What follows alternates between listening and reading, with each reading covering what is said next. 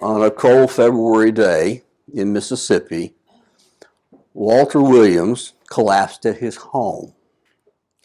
They called the ambulance. He didn't have a pulse, couldn't breathe. So they began to do CPR on him. They loaded him in the ambulance, took him to the hospital. They worked on him for half an hour, giving him CPR, mouth to mouth, doing everything they could. Finally, they decided it was of no use, and he was pronounced dead. They called the funeral home, who came, took him in a body bag back to the funeral home. When they got there, they rolled him into the embalming room. When they got him into the embalming room, the embalmer found out he was anything but dead. The problem was nobody could find a pulse until then. Nobody could find any breath until then. The problem was his timing was off. About 2 weeks later, he did die, but just not then. He just looked like it. So James has the same issue for us. He comes at us and he wants to know a simple idea. Do your vital signs show that your faith is really alive? Or are you more like Walter Williams? That you can warm the pew, you can sit there quietly with your hands folded, and no one knows if you're alive or dead. I remember one time, Vicki and I, we were in Houston, and her mother was with us, and she decided she'd take a nap in the front seat of the car while we went into a shopping center. We came out. We didn't know if she was alive or dead. There was no movement. Her mouth was wide open. Eyes were closed. You couldn't tell the difference. God wants to know. Is there a difference between you being alive and your faith being dead? What is it? So James has an interesting way of looking at life. He is not necessarily an evangelist. He's more like a doctor. He wants to prescribe and cure the ills of the believer. He's already examined the bruises left by the trials of life and have calmed and cooled them. He has taken those who were out of joint because they thought true religion was something that it wasn't, put it back into joint. And then he went on and did surgery on those who decided that the cancer that they had was giving preferences to people they shouldn't have. And he removed that and told them. But now he comes, he feels the wrist of the church and wants to know, are you alive or not? So in the last half of James 2, starting with James 2 and verse 14, one of the things that happens is that he is asking that simple question, are you alive or are you dead? He has known enough church members in his lifetime to know that someone can be quite pious, they can be quite knowledgeable, they can even talk a good game, but you can't tell how far their faith really has gone because it doesn't come out in any way. So he challenges them with a question. What good is it, my brothers, if someone says he has faith but does not have works? Can that faith save him? He says, you know, there are those of you who you go to church, you sing lustily, oh, how I love Jesus. You'll tell everybody about your past baptism. You'll talk in your Bible class about how the spiritual things of life, how well you know them. He said, but when you get outside the church building, I haven't seen anything. So how in the world can you have that kind of faith that doesn't do anything? And is that really going to do anything to move you out of a sinful condition into the heaven that you want? How is that going to work? And what James is asking is, how does faith and works mesh? Luther thought James was just a gray-headed old man of a letter that was out of date, out of fashion, and just plain wrong. Because he saw salvation as justification by faith, and never mind that he was a bad editor of the divine text when he added a word only to it. He just could not see how anybody could even think about that anything that you did could give you something that you didn't earn. He believed that works was nothing more than a bill of that was presented to God that said, payable upon receipt. And so it was that he approached it from a different angle. But James, though, has a different approach. James more echoes the words of Jesus. Jesus would say, you are the salt of the earth, you're the light of the world. And then he would go on to say, now what does that mean? What does that look like? He says, in the same way that salt works and light works, in the same way, let your light shine before others so that they may see your good works and give glory to the Father who is in heaven. He said the reason the works are there is because that's how you know the light's shining. That's how you know the salt is working. If you don't have those, you assume that the lights are out and the salt is no good. It has to have the flavor and the potency of how it works to be seen. And James so comes and says, this is the result of faith, not the cause of it. Which is an interesting, different set of ideas. And so there is the claim that is made that I have faith. And James would ask that question. Do you have faith? He said, can that faith save you? Because you have the claim on it. There are a lot of people, they talk a good game. They make great discussion group people. They can talk about religion all day long. They can talk about great things of faith. They know all the things they need to say. They have learned all the facts. They've got it all together. They know the right from the wrong, the good from the bad, the proper from the improper, the scriptural from the unscriptural. James says, well, let me ask you, is that the kind of faith you have? The kind of faith that knows the facts and that knows the truth, and you have been satisfied with that. He said, if that's the case, then because of your claim, that's what you think is all that's necessary. But he said, if that's it, you are in good company. For you see, he said, even the demons believe and shudder. He said, even the devil understands the sovereignty of God. He understands the power of Christ. He understands how God created the world and where the world is going. He knows all of those things. He can recite the verses. He proves that when Jesus is tempted. He knows it all. And says, literally, says this, and it makes his hair stand on end. He is absolutely terrified because of what he knows, but it doesn't change his mind. You see, we have gotten to a point, I'm afraid, where we have confused education with edification. Where if you can recite the 66 books of the Bible, the 12 apostles in some order, to memorize 100 verses that you can say, and that you've got all the things together, you and the devil can have a straight A in Bible class together. That's part of the problem. I thought about this, and I remembered that when I was in elementary school, I went to elementary school in Santa Fe, New Mexico. Our elementary school was across the street from a massive Catholic cathedral. I think they had like 5,000 people in there. This is a town of about 40,000, so it was a fairly good populace. I was kind of the token non-Catholic. Everybody else I knew was Catholic.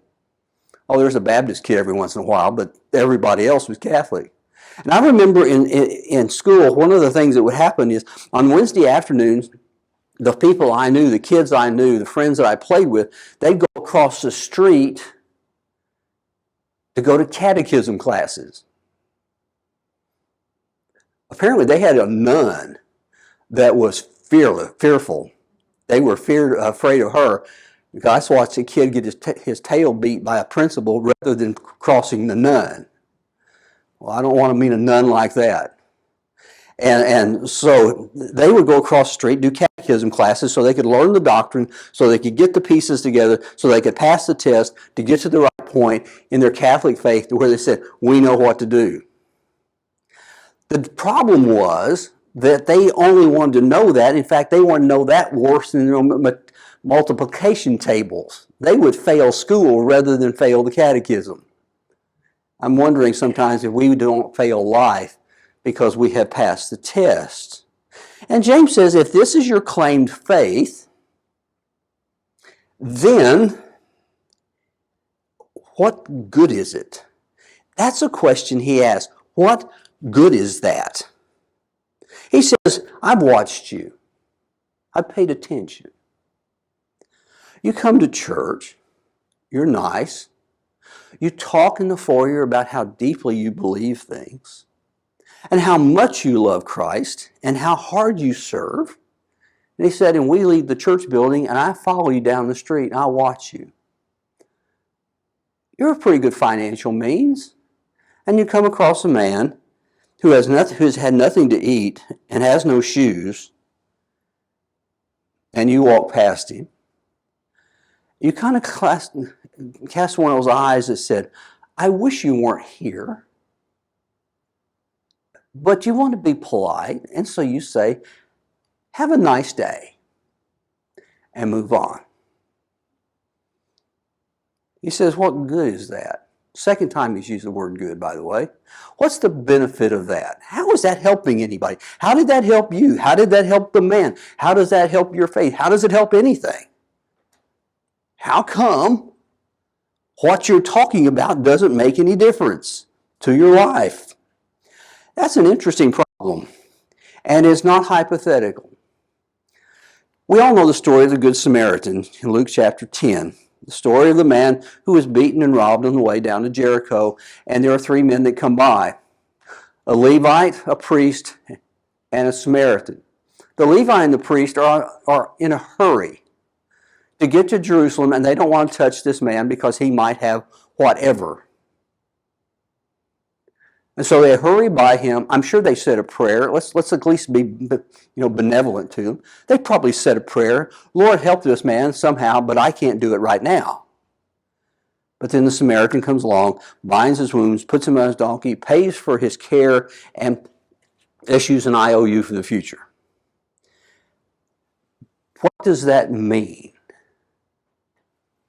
In 1973, Princeton University tested that. They wanted to find out what motivates people.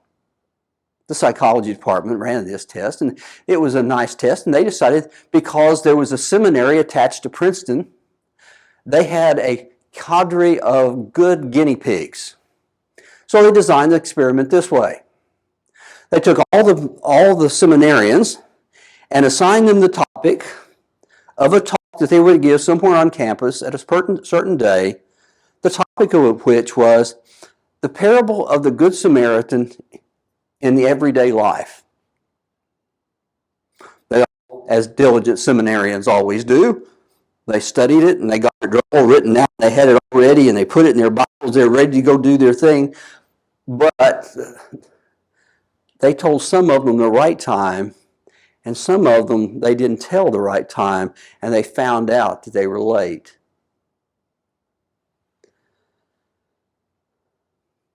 And then they didn't tell them that they also had hired students to play the man who had been beaten.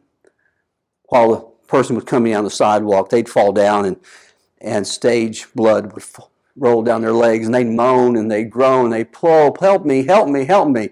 And there were those who looked at their watch and said, I really would like to, but I am due to give my speech over here in about 5 minutes, and I don't think I can help you and be there. But I hope somebody helps you. And then there were those who they did stop and help. But 2/3 of the people who had in their Bibles a printed text explaining how to apply the parable of the Good Samaritan did not stop. Even if it's in your head, it's in your heart, it's in your Bible, it doesn't necessarily get out to where you live. And that was part of the problem here. That it was It was not hypothetical. This was happening on a regular basis. So James has a word for that kind of faith.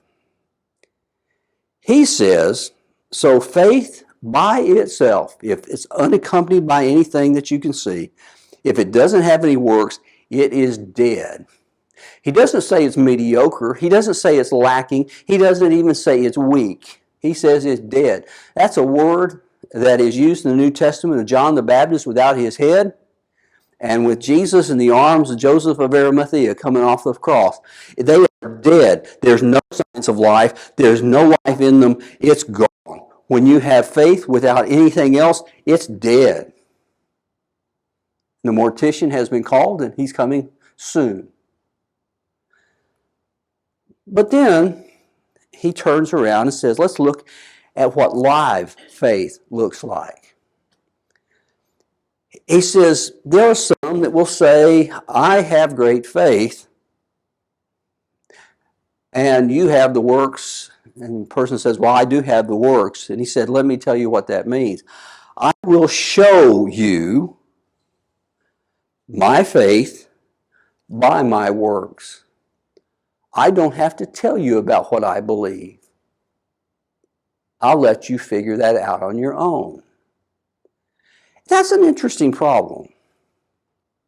How do you know when somebody really believes something? Do you ask them the question? Or do you just be quiet and find out? That's what James is asking here. And he says that's really part of the problem. He said that there are a lot of people that have lazy faith. That's what he means by he says faith apart from works is useless. He said you're a foolish person if you think that you can have faith and not have something to accompany that. He said it's useless. It's lazy. It'll sit there forever contemplating the great existence of and the nature of faith, but it won't do anything. It's useless. It doesn't work. It idles. It sits. It contemplates. But it doesn't act. He says, what kind of faith do you have? People said, well, I have great faith. He said, well, let's find out. Let's test that. So he says, let's start with Abraham. Abraham is the father of the faithful. Abraham is the man who is the paradigm for faith to Paul, to the writer, the author of the letter of the Hebrews, and to James. All three of those places mention a very high level that Abraham is the great pattern of faith. So he says, let's look at Abraham. He says, Abraham had the great promise of God. Now the problem will come in a single verse for us. We live in a world of a tangled theological conundrum where they have placed works here and faith here, and never the two shall meet. James says, are you sure about that? And it all comes out of a single place. It's in Genesis chapter 15. In Genesis 15, Jesus spreads out the stars of the heavens before Abraham, and he said, can you count the number of stars in the heavens? And they are countless. He said, such shall your offspring be. And because of that, I will make these promises to you. I will make of you a great nation. I will give you this great land. The world will be blessed through your offspring and through what you've done. It's a grand promise. And then what Moses writes about that moment is, and he, meaning Abraham, he believed the Lord, and he counted it as to him as righteousness. He counted it to him. Does that mean that Abraham said, great, it's the sealed deal? I don't have to worry about anything else. I don't have to do anything else. I don't have to do anything at all. I'm just waiting for that time where God's going to all make it happen. Well, if you just look at the immediate context of that, it says something different. Because this is a covenant ceremony where God is going to give the covenant that that instrument that is so old that no one knows where it really began, where someone who is greater gives someone something less, who is lesser, something they can never get on their own. And you look at all the activity that Abraham does for that. He goes out and he gathers the animals that are there, that are necessary for the ceremony to take place. He butchers them, splits them in half, lays them in the proper order, and then does everything that God asked him to do to get the covenant. Does that mean he didn't do anything? He'd already done a lot. God said, leave Ur, the Chaldees, and go to a place that I'll show you. He gets up and leaves. I don't know if I would have called U-Haul right then. Can you imagine the conversation? He goes in, talks to Sarah, says, Sarah, we're leaving town. Where are we going? I don't know. Let's have an adventure. At that point, they usually call people in white coats to take care of you. But it says that he got up and left and went. And he had done so much that it looks like there's no question until you get to Genesis chapter 22.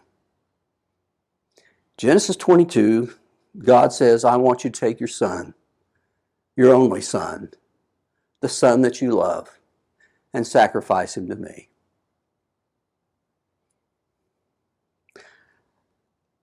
I think those words must have choked in the throat of God, knowing that one day he would be the one making the trip. But it says early the next morning, Abraham rose, put everything on the donkey, and they took off for the long trip to Mount Moriah. And there he was prepared to sacrifice his son. Did he believe? This is what it says in Genesis chapter 22. Because you have done this and have not withheld your son, I will surely bless you. Because you have done this. How much faith did Abraham do? Enough to even give his son up if God wanted him to. That is why James comes back and he says, was not Abraham, our father, justified by the works when he offered his son Isaac on the altar? You see that faith was active along with his works, and his faith was completed by his works. And so the scripture was fulfilled. Abraham believed God and was credited to him as righteousness. And he was called a friend of God.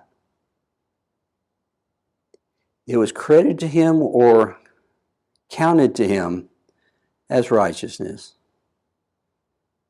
All because of what he did showed how much he believed. But I can imagine people saying, well, wait a minute, hold on. I'm no Abraham. You have picked the best possible example that nobody can live up to that I know of, and so I'm not an Abraham. He said, okay, that's fine. You're probably right. So let's go to the other end. Let's go visit someone who's not even a Jew and not even very moral. Let's go to a prostitute's house and find out if this is not true or not. And so the name of the woman is Rahab. You know the story of Rahab? Rahab in Joshua chapter 2 has spies come to her as they're about to take the land of Canaan. When that happens, she tells the story of how they have shuddered at the news of what God has done as he has wiped out country after country after country on the way, and she knows her town is next and she is doomed unless something different happens. She believes. And yet, what did she do? She did something. Her faith can be seen in white knuckles pulling a tarp over the top of men and telling the guards that come want to know if they're there, go the other way. You can see her faith as a scarlet thread is hung down from a window on the seventh day of a very strange week. You can see her faith. And he says, so in the same way, also was Rahab the prostitute justified by works when she received messengers and sent them out another way. You can see what her faith looks like. So it is, James says, so that you see that a person is justified by works and not by faith alone. That word justified is really a legal and financial term. It means that the books balance. That means that there's something missing, it has to be put in to make the books balance. I learned this lesson the hard way. When I was in high school, I was a delivery driver for a pharmacy down here at the corner of Beltline and Coit Road. And what you had to do, I won't go into all the details, but you had to count the money at the beginning in the bag and count the money when you got back, and how much money you started with is the amount of money you should have finished with.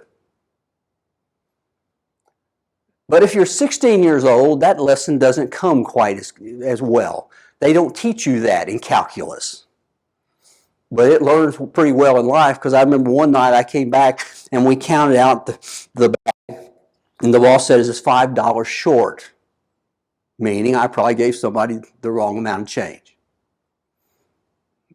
So what did he do? He took it out of my paycheck, because the books have to balance. The words that we speak have to be balanced with the actions that we do, or it's out of justification. And it's kind of like watching a video. You've seen these videos in which the soundtrack is off. I don't know if it drives you as crazy as it does me. I just want to shut the thing off. And I'm thinking, what do I look at? And what I always understand is, when I don't understand what was going on, I always watch what they're doing. And that's a pretty good idea. The rule of thumb is, if what a person says is different than what he does, believe what he does. Because that will tell you what he really does believe. And so it is when James comes to this moment, he says, this is what the problem is. If you really want to know what a person believes, watch what he does. And then you'll know what he believes. He asks, does what you claim match what you do? Because if not, as the body without the spirit is dead, so also faith apart from works is dead.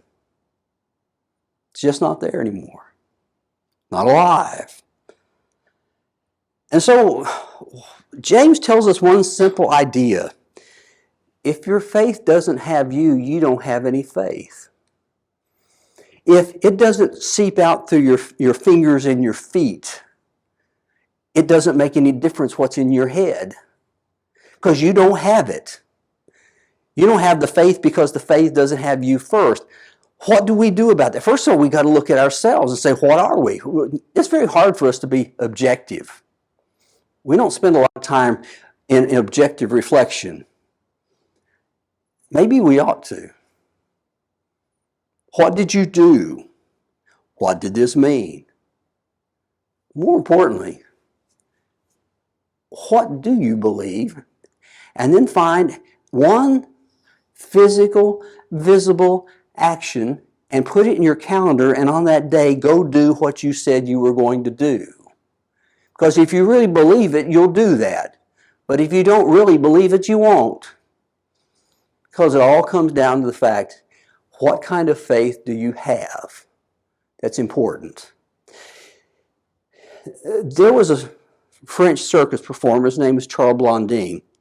Blondin had an act in which he would do high wire crossings.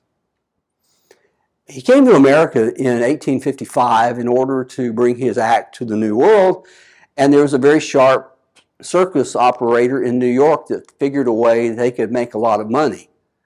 He proposed that Blondine would go to Niagara Falls, stretch a wire across the 1,100 feet span of the Niagara Gorge with the river beneath him roaring at 160 feet and walk across the wire. A crowd assembled. Why? Because most people want to go see somebody get killed. It's macabre, but it's true. So this crowd was there, and he asked, does anybody think I can do this? And nobody raised their hand. So he stepped out on the wire, walked the 1,100 feet across and the 1,100 feet back. Suddenly, people began to believe something. So he said, do you believe that? There were still plenty of skeptics in the crowd. So he said, do you believe that I can push a wheelbarrow across the wire and back? And there are those who are going, no, I don't think he can do that. So he put a wheelbarrow on the wire, and he walked it across and walked it back.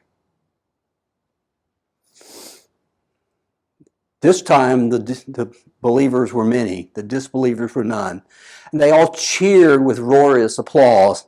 And then he asked the question, now, do you believe that I can push a person in that wheelbarrow across that wire? And they all shouted, yes, we believe that you can. He said, good. Which one of you want to volunteer? All James is really asking in this passage is, are you prepared to get into the wheelbarrow while I do the pushing? So let's sing.